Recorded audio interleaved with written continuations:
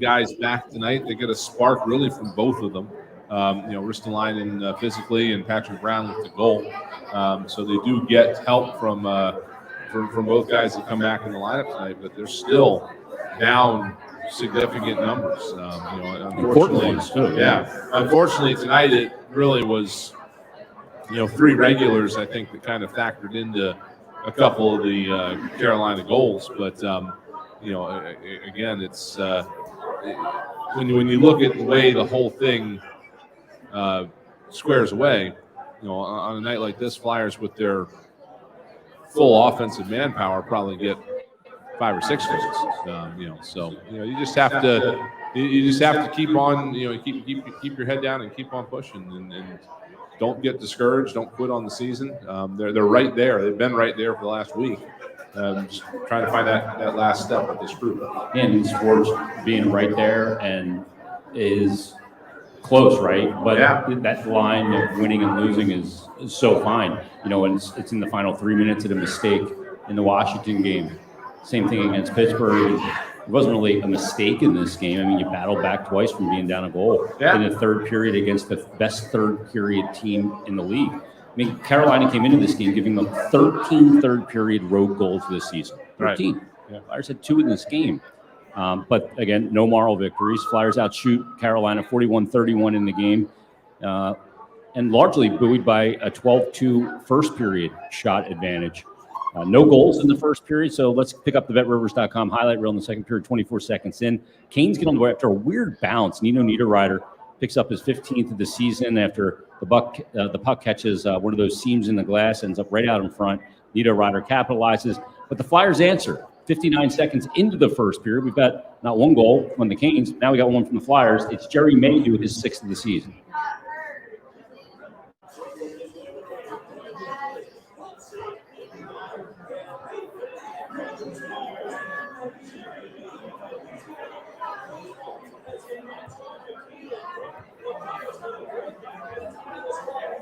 How about Mayhew, fresh off a 2-goal game? He picks up the opening goal for the Flyers here to tie it at 1. And he's got 6 goals on the season, 6 goals in his last 10 games.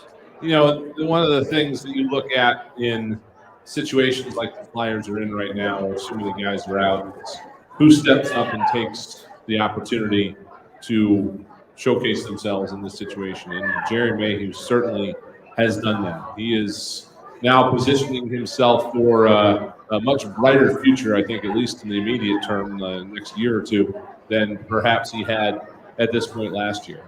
He has taken advantage of this opportunity and shown what he can bring to a lineup. And, I hope it pays off for him either here or somewhere else. But you cannot say enough about the effort that he has put forth here in this opportunity to step in and try to fill these guys' shoes for a season.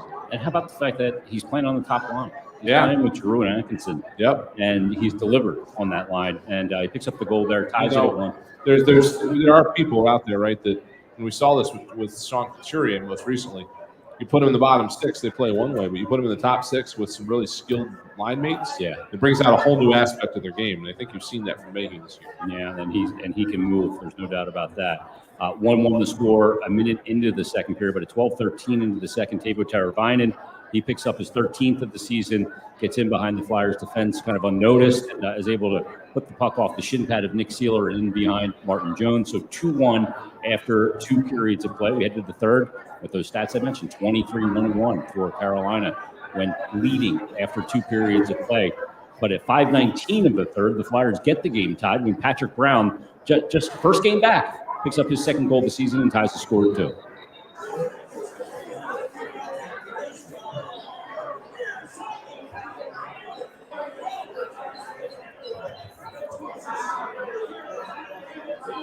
Sometimes the goal scorer is not the guy primarily responsible for the goal. Right? No, lots of times, Yeah, and this time it's Isaac Ratcliffe. Yep. How about the play he makes here? Right? He played so well in this game, using that big frame, gets that wraparound, and Patrick Brown's there and he knocks it home. And to the same point I was making earlier about guys taking advantage of opportunities, I think Isaac Ratcliffe has probably taken advantage of the opportunity the most of any Flyers prospect that has come up. Now, Jerry Mayhew is a veteran American Hockey League player. He was not somebody the Flyers drafted and developed. They signed him for depth and AHL leadership, and he's been able to come up and contribute at the NHL level. Isaac Ratcliffe is a prospect. He is a guy the Flyers drafted and have been working with for the past several years in the hopes that he can come up one day and contribute to the NHL club. And I think, again, he has been the brightest spot of any of the guys that have come up for a quote-unquote audition this year. I've been really happy with what I've seen from him. Yeah, and that includes Morgan Frost, and that includes Cam York. Yeah, absolutely. So, I mean, Cam York's got a bit of a limited sample size. Yeah. But just in terms of jumping in and making an impact offensively, there haven't been too many D-men to come up with all those forwards, basically this year and last year. They've come up and had a chance to jump into that spot. Isaac Ratcliffe has been as good as any of them. Yeah, he's making it really hard for them to try and send him back down is what he's doing. Yeah. And maybe he's one of those guys that, in the AHL, you see him and they go, oh, yeah, it looks good. And, yeah, nice. But when they play at the higher level, they all of a sudden look better.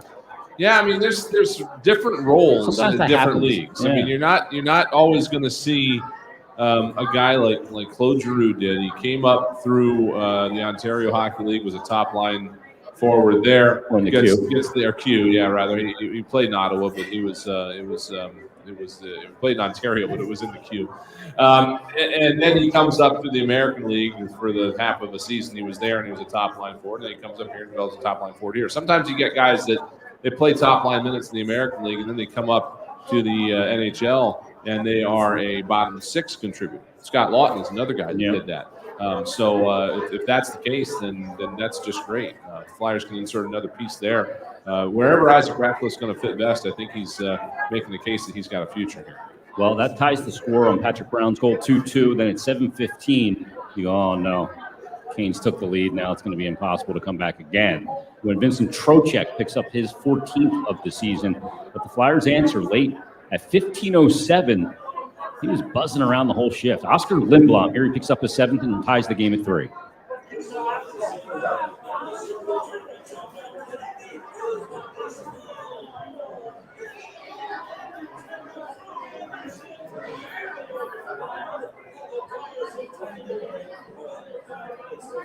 Good play from Sanheim with the pass down to Konechny there to really kind of start that. And Konechny kind of spins and gets it to the net, and then Oscar's able to bang it home. A good play by Sanheim. When I'm watching that, I'm going, just shoot it for Sanheim. But he made the nice little feather pass to the high slot, and that really is what kind of contributed to the goal. And Oscar gets the tying goal, 3-3. So we head to overtime. And like you said, Brian, 2 minutes into overtime, Flyers haven't even had possession yet. Canes win the opening draw, and 3-on-3 is all about possession. Yeah. That's why you see the team back out of the zone, regroup, and try and re-enter. It's not about just getting shots on goal. It's about quality, not quantity in overtime. And the Canes dominated the puck. And eventually at 4:42, they hand the Flyers their 5th straight loss when Brett Pesce picks up his 4th goal of the season.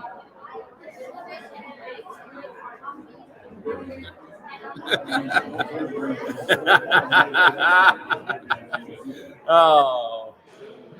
All right. Nobody needs to hear it. Brett Pesce scored. Behind-the-scenes banter there. You don't know my history with Pat. But Stahl. Here comes Brett Pesce. He scores. There you go. Reenactment.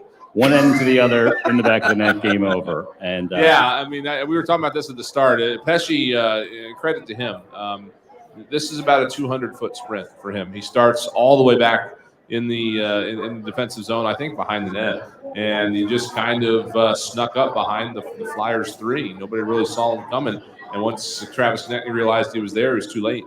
Couldn't get enough going to get by him, and he doesn't miss the net. This was a game of a lot of missed nets and a lot of bad face-offs. I don't know what the problem was with the face-offs tonight, but just a little bit disjointed there. But he cashed in. You got to give him a little bit of credit where credit's due there. Absolutely. And Flyers did have 2 good opportunities in the overtime. Claude Giroux had a good strip and went in, and Freddie Anderson made a good blocker save. And then they had a 3-on-1, and Sanheim going down the left side, waited it out, got the puck to Atkinson, who tried to cut to the middle. Somehow, I don't know how he did it, but Freddie Anderson Reddit made a tremendous save on Atkinson. Yep. But all in all, it ends up being a Carolina win. And Trocheck gets an assist there, kind of an airborne pass that he knocks out of the air, does Pesci, and is able to go top Yeah, shelf. I mean, that's an underrated part of this, is that Trocheck was elevating that pass because he wanted to get it over a potential Konechny stick blade being there, but Travis was not within range of it.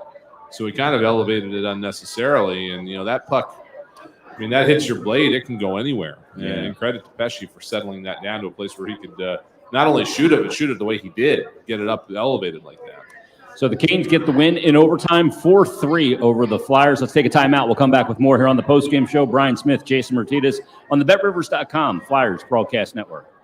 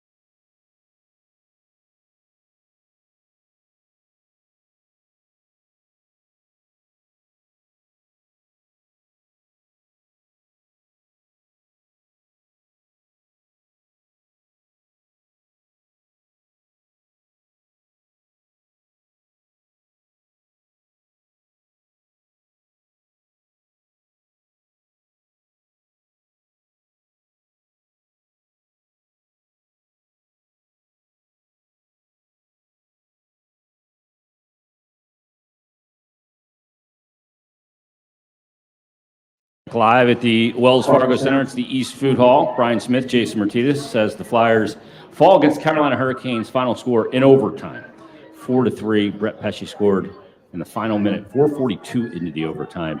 At one point there, Brian, it looked like with Carolina backing out of the zone at every opportunity it got, they're going, they know the Flyers are 0-for-16 on shootout attempts this season. They just want to get it to the shootout. And it had a little bit of an air of a cat toying with a mouse, I guess. I don't know. It just, there was a lot of, there was just inability for the Flyers to kind of to establish themselves until they won that one face-off after, I think, the second or third time that Martin Jones was able to seal it up.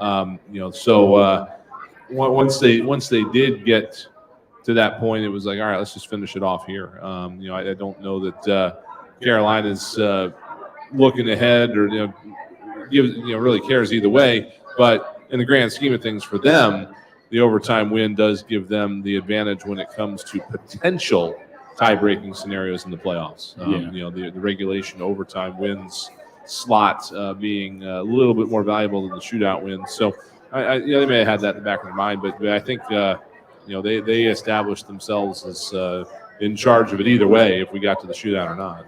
Yeah, and Carolina, top team in the division, great record, having a great year, and the Flyers with a 5th straight loss. Now it's officially a long losing streak again, right? Yeah. 5 games, and you have the prospect now of coming right back tomorrow night to play against the St. Louis Blues. Now, probably as players, they look at that and go, okay, let's get right back on it tomorrow night. Let's find a way to get a win. But whereas Carolina came in here 3 games in 4 days and on a back-to-back, Flyers will now be on a back-to-back. Yeah. I'm walking downstairs, I see all St. Louis Blues equipment sitting down there, and they didn't play today. Nope, they've been here. It was dry. Where were they last? I don't know where they were over the weekend, but they were here today. It was a normal travel day for them. They came in, again, in a situation a little bit similar to Carolina's in the West, where they're battling around near the top, and they are going to be a little bit fresher than the Flyers, but it'll be a kind of a reverse situation. Flyers are going to try to jump in and get on them in the first period while they're still sharp from today before that fatigue sets in. The only good thing the Flyers have going in this particular situation is that they hadn't played since Saturday, so they've been relatively rested. And after this game tomorrow, they'll be off again until next Saturday. So that's the benefit of this rescheduling scenario. This game was supposed to be the front half of a back-to-back next week. It gets pushed back into a back-to-back, but they have a little more rest before and after it. So hopefully a little bit more of a beneficial situation for them. But right now it's just anything to kind of stop the bleeding at this point. Well, the Blues played Saturday night in Toronto, got a 6-3 win over the Leafs, and they'll be here tomorrow night to take on the Flyers. I wonder if they went home then. Yeah, I'd imagine they probably did. Yeah. Toronto to St. Louis, not that far, and then they could come here. So I imagine they probably did. But the other thing is will Carter Hart be available tomorrow? Yeah. And the eye infection wasn't available today. It was pretty. I would look at that workload for Martin Jones and say it was pretty significant today, not from a shot standpoint, but just from an impact standpoint. So obviously overtime as well. I mean, again, Flyers right now are in a situation where there's nothing to lose, right? Would that be? Yeah, that's fair. That's pretty fair, right? So if Carter can't go tomorrow, do you go ahead and get a look at Kirill Ustimenko at the NHL level? And I think they're looking at avoiding that. I don't know. I don't know where the evaluation is on the kid at this point. It would be very tough to throw him out there in the second half of a back-to-back against the St. Louis Blues. That is for certain. Yeah. So this might be we're comparing this to the situation the Flyers were in back in December when Carter wasn't available due to COVID, I believe, and then they run Martin Jones against Seattle. They go the next night in San Jose, and because of the workload, they don't want to throw him out there again. So they look at Felix Sandstrom, and he did had a solid night there. But I don't know that Ustimenko is where Sandstrom is yet. Maybe maybe it doesn't matter. I don't know. It's going to be an interesting call though to see who they go. Yeah, and then it's going to be an interesting decision if Carter's not available. Do they go right back to Jones in a back-to-back? That's what I mean. Yeah, it's going to be I'm assuming that Carter's not available. If he is, then bang, he's in. But if he's not, that'll be a call that I'm glad I don't have. Yeah, well, the coaching staff will have to make it. This coaching staff somehow's got these guys playing hard. We know that, and they played hard once again here today, but unfortunately it comes in defeat. So, all right, let's let our radio audience go, and let's thank a few people. Let's start with our in-studio engineer. That is Pat Egan. Let's talk. Who else on highlights today, Pat? Haley was on highlights, did a nice job. For Betsy Deming, our on-site engineer, Tim Saunders, Steve Coates, and Brian Smith. I'm Jason McKeevis. You've been listening to Philadelphia Flyers Hockey. We'll be right back at it again tomorrow, right here on the BetRivers.com Flyers Broadcast Network. Good night, everybody.